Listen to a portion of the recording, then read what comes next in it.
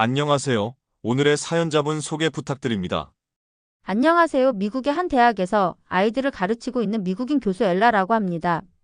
저는 결혼을 하고 5년 후 남편을 교통사고로 잃었어요. 그래서 딸아이를 혼자서 지금까지 키우고 있죠. 물론 지금은 딸 엠마가 고등학생이 되어 혼자서도 잘 크고 있지만 그녀의 어린 시절은 분노조절장애를 가지고 있을 만큼 문제가 많았습니다. 일과 육아를 병행한다는 것은 저에게 큰 과제나 마찬가지였죠. 저는 친부모님과 시부모님께 저 혼자서도 아이를 멀쩡히 육아할 수 있다고 호언장담을 하곤 했죠. 근데 싱글맘의 인생은 정말 기고하기 짝이 없더군요. 다른 집 자식들은 아이가 순해서 육아가 덜 힘들다고 하던데 엠마는 성질을 아주 고약했답니다. 뭐 하나에 꽂혀서 분노를 하기 시작하면 울고불고 난리가 나서 어디 마트 한 번을 마음 편히 같이 갔다 온 적이 없었거든요. 그때 엠마의 나이가 6살 정도 되었으니 참말을 안 들을 때긴 했죠. 어느 날에는 대학에서 학생들을 가르치다가 수도 없이 전화가 오던 날이었어요. 여보세요, 엠마 어머니 되시죠? 지금 엠마 때문에 정상적으로 아이들을 가르칠 수가 없는 상황입니다. 얼른 아이를 집에 데려가 주시겠어요? 저는 속으로 너무 짜증이 났어요. 아이가 울고 화를 내고 분노를 조절 못하면 그것을 조절하여 가르치는 것도 유치원 선생님이 해야 할 일이 아닌가요? 하지만 저는 이런 짜증을 그 선생님에게 드러낼 수는 없었답니다. 아무리 그렇다 해도 어쨌든 다른 원생들에게 피해를 주는 일이었으니까요. 친부모님과 시부모님은 제가 사는 주와는 멀리 떨어진 곳에서 살고 있었기에 전부 제가 해야 하던 몫이었습니다. 그렇다고 다른 사람에게 맡길 수는 없잖아요. 그렇게 저는 자주 학교에서 반차를 쓰고 조퇴를 하여 엠마를 데리고 집에 가곤 했었죠. 그 시절에 저는 영원히 반쯤 빠져나가 있던 로봇과도 같았답니다. 당연히 아이를 다그쳐도 봤죠. 엠마 그만해, 이러면 안 돼, 그만 울어, 대체 뭘 잘했다고 이렇게 화내고 떼쓰고 엄마를 힘들게 하는 거야. 너 때문에 일도 못하고 내 일상이 다 망가져 버렸다고. 저는 그만때 제 정신이 아니었습니다. 지금이라도 당장 아이를 밖에다가 내다 버리고 싶다는 생각까지 들었으니 제 상태가 어느 정도였을지 예상이 되시겠죠. 저는 참다 못해 결국 마음의 병까지 얻어 정신상담 치료까지 받았답니다. 아이가 보기가 싫고 내 배로 낳은 딸이 너무 싫다는 것을 인지한 순간 뭔가 내가 이상하다고 느꼈기 때문이죠. 그런데 상담 선생님께서 이렇게 말하더군요. 많은 어머니들이 육아와 관련된 문제로 방문해 주세요. 그럴 때는 또 다른 어머니들이 소통하는 커뮤니티에 가입해서 서로 고민을 나누는 것이 효과적일 수 있답니다. 저는 상담 선생님의 말을 듣고 바로 우리 동네에 있는 맘카페에 가입하게 되었어요. 그곳에 가서 제가 그동안 엠마 때문에 받아왔던 스트레스를 토로하니 모두들 저를 위로해주고 포옹해 주더군요. 심지어 저보다 더 심하게 스트레스를 받는 어머니도 많았답니다.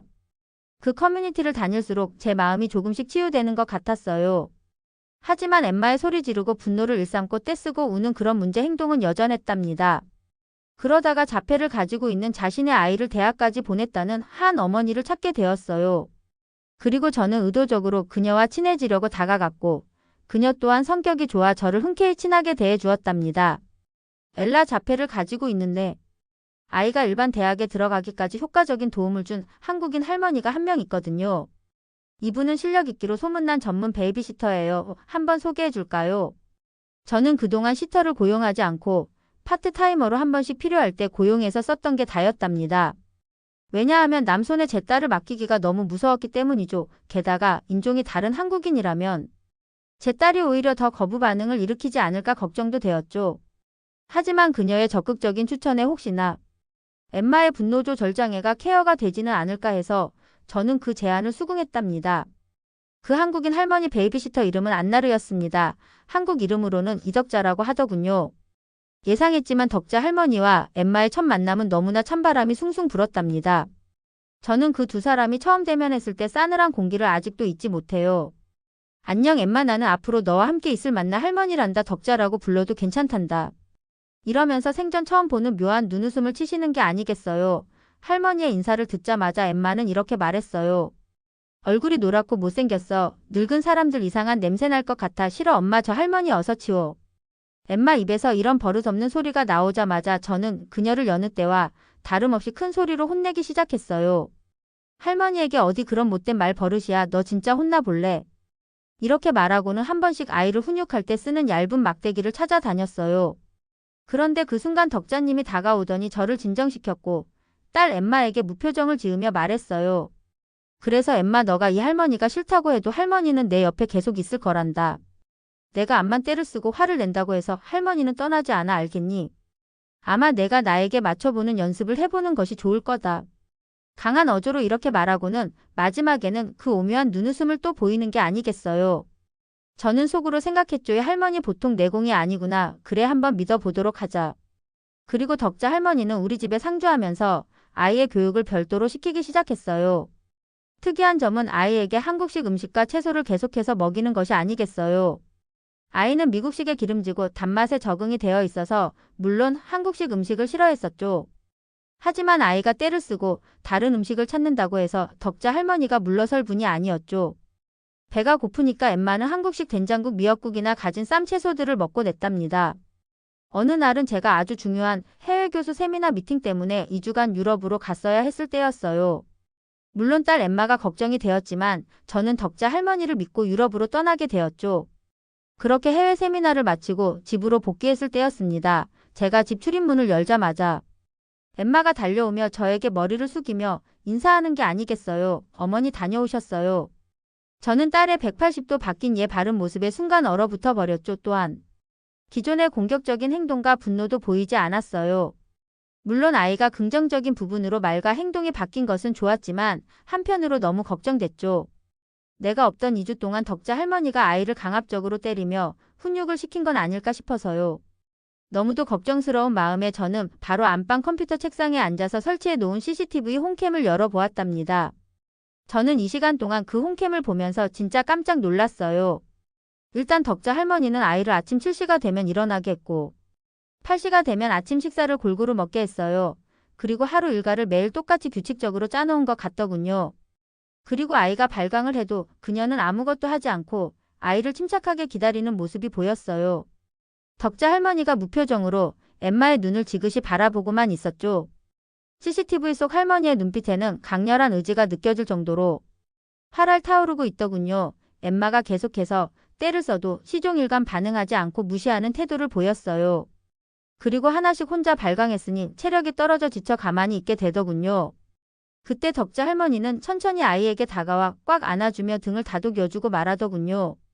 화를 내느라고 힘 많이 뺐을 텐데. 고생했다 엠마 하지만 내가 밤을 새며 울었어도 할머니는 물러서지 않는단다 알겠니? 시종일관 아이를 무시하다가 아이가 제 풀에 나가 떨어지니. 그제서야 온화한 미소로 아이를 포옹해주는 할머니의 모습이 너무나 신기했답니다.